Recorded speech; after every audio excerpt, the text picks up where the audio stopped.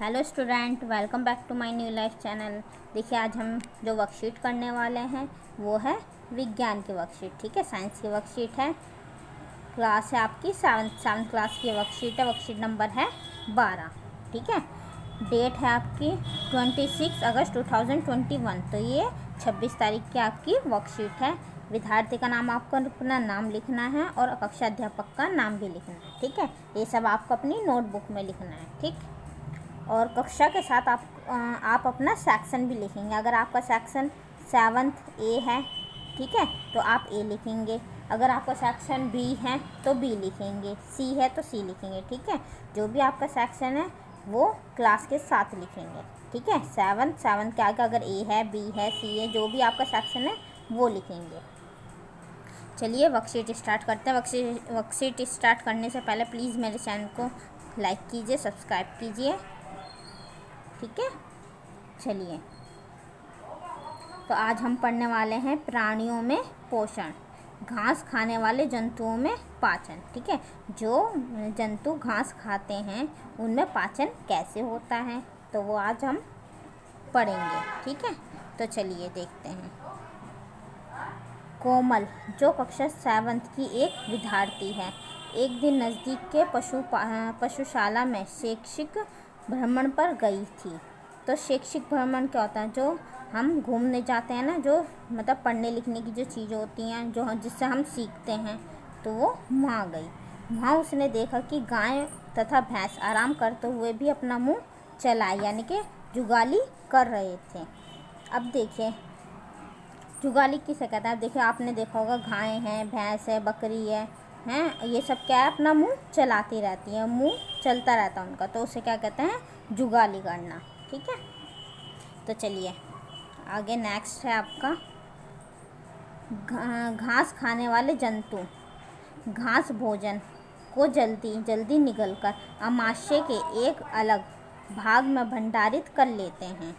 यह भाग रुमेन मतलब प्रथम अमाशय कहलाता है। और देखिए, जो घास खाने वाले जो जंतु होते हैं ना, वो क्या करते हैं? जो घास खाते हैं, ठीक है, घास क्या है? उनका भोजन है।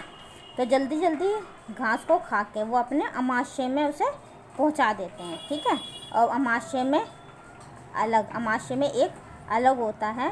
ठीक है, जैसे कि ये अमाशय है आपका, देखिए ये चीज़ है अमाशय। ठीक है, तो ये क्या करते हैं? अपना भोजन जल्दी जल्दी निगल कर अमाशय के एक अलग भाग में भंडारित करते हैं, यानी कि अमाशय के एक अलग भाग में इकट्ठा कर लेते हैं।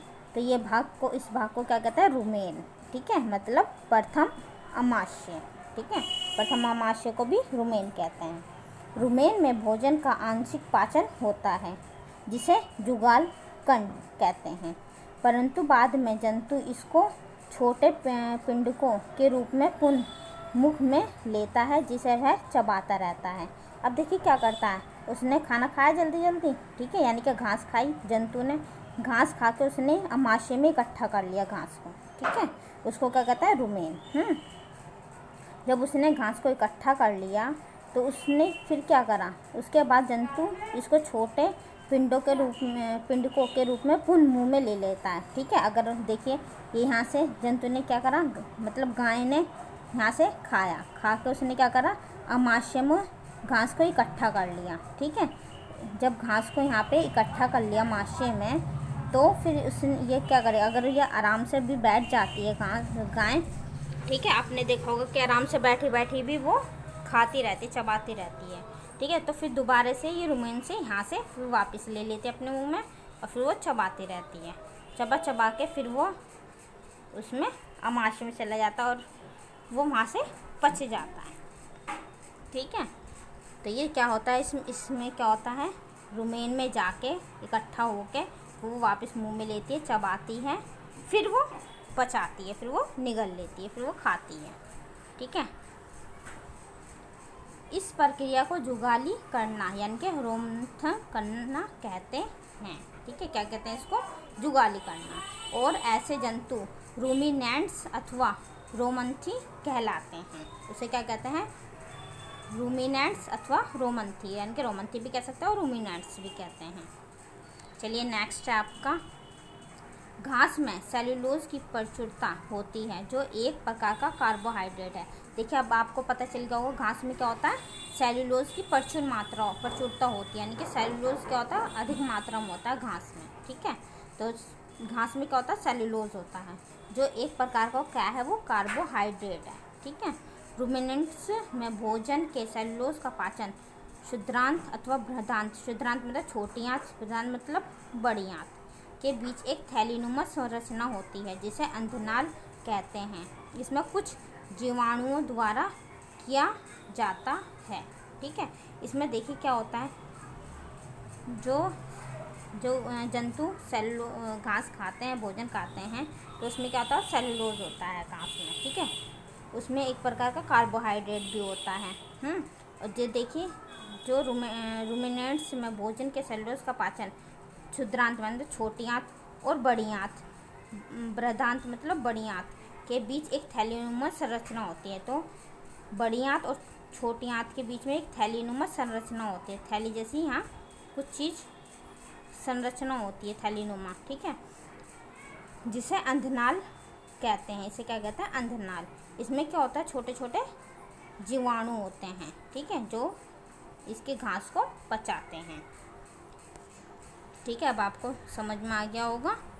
चलिए, ये जीवाणु मनुष्य के आहार नाल में अनुपस्थित होते हैं, इसलिए मनुष्य सेल्यूलोज को पचा नहीं सकता। अब देखिए मनुष्य है, ठीक है, मनुष्य के आहार नाल में, मनुष्य की जो खाने के नाल होते हैं, जिससे मनुष्य खाता है, उसमें क्या होता है, ये जीवाणु होते नहीं हैं। जीवाणु क्या होते हैं, अनुपस्थित होते हैं, मतलब जीवाणु नहीं होते, इसलिए मनुष्य सेल्यूलोज को पचा नहीं सकता। ठीक है, इसलिए घास नहीं खा सकता मनुष्य। आई होप आपको सब समझ में आ गया होगा कि जो मैंने बताया कि अंधनाल क्या होता है। ठीक है, और क्या है, जुगाली करना किसे कहते हैं। ठीक है, ये बताया मैंने, जुगाली करना आपको, जुगाली करना, रूमिनेंट्स। ठीक है, आपको सब समझ में आ गया होगा। चलिए अब हम आगे कुछ नहीं है, क्वेश्चन करते हैं।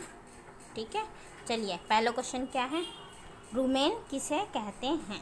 ठीक है, पहला है आपका रूमेन किसे कहते हैं, तो आप लिखेंगे घास खाने वाले जंतु घास भोजन को जल्दी जल्दी निगलकर अमाशय के एक अलग भाग में भंडारित कर लेते हैं, यह भाग रूमेन प्रथम अमाशय कहलाता है। ठीक है, ये लिखेंगे आंसर नंबर 1।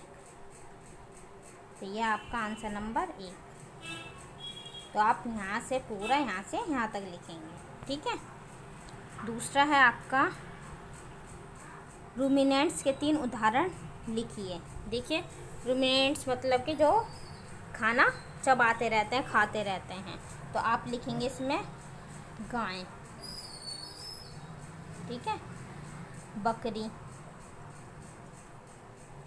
गाय, बकरी, भैंस। ठीक है, तो आप ये तीनों लिख लेना इसमें, गाय, बकरी और भैंस।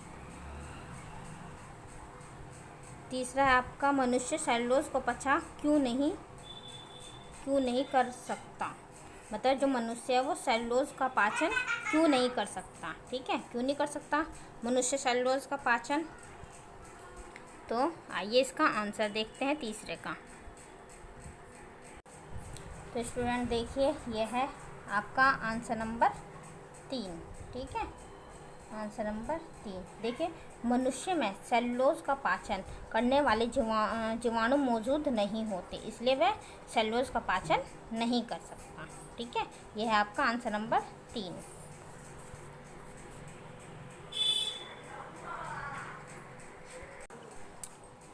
हाँ तो स्टूडेंट देखिए, अब पहला हो गया आपका आंसर, दूसरा, तीसरा। ठीक है, तीनों आंसर मैंने करवा दिए हैं। अब रिक्त स्थान भरें। ठीक है, चौथा करना में अब क्या, इसमें घास में डैश की प्रचुरता होती है जो एक प्रकार का डैश है, जंतु जो जुगाली करते हैं डैश कहलाते हैं। ठीक है, तो अब इसमें क्या आएगा, घास में डैश की प्रचुरता होती है, तो घास में किसकी होती है प्रचुरता, सेल्यूलोज की। ठीक है, तो आप इसे यहाँ लिखेंगे पहले में। फिर है आपका दूसरा, आगे है आपका जो जो एक प्रकार का डैश है, जो एक प्रकार का क्या है, कार्बोहाइड्रेट्स। ठीक है, जो एक प्रकार का कार्बोहाइड्रेट है वो आप यहाँ लिखेंगे दूसरे में क्वेश्चन में लिखें, इसमें लिखेंगे दूसरे, फिल इन द ब्लैंक्स में। फिर आपका जंतु जो जुगाली करते हैं डैश कहलाते हैं। ठीक है, फिर इसको आप यहाँ क्या लिखेंगे, रूमिनेंट्स। क्या कहलाते हैं वो, रूमिनेंट्स। या आप नीचे लिखेंगे लास्ट में। ठीक है, पहले नंबर पे लिखेंगे आप सेलुलोज, दूसरे खाली स्थान में लिखेंगे आप कार्बोहाइड्रेट, तीसरे में लिखेंगे आप रूमिनेंट्स। ठीक है, आपको ये लिखना है। घास में सेलुलोज की प्रचुरता होती है। ठीक है, जो एक प्रकार का कार्बोहाइड्रेट है। जंतु जो जुगाली करते हैं रूमिनेंट्स कहलाते हैं। ये आपके खालिस्तान है, तो आप इसे कर लेना। ठीक है, तो आप पहले में आएगा सेलुलोज, फिर कार्बोहाइड्रेट और एक रूमिनेंट्स। ठीक है, सेलुलोज आएगा आपका पहले में, यह आएगा आपके इसके नीचे, यह आएगा आपका यहाँ। आई होप आपको समझ में आ गया होगा कि कैसे करना है।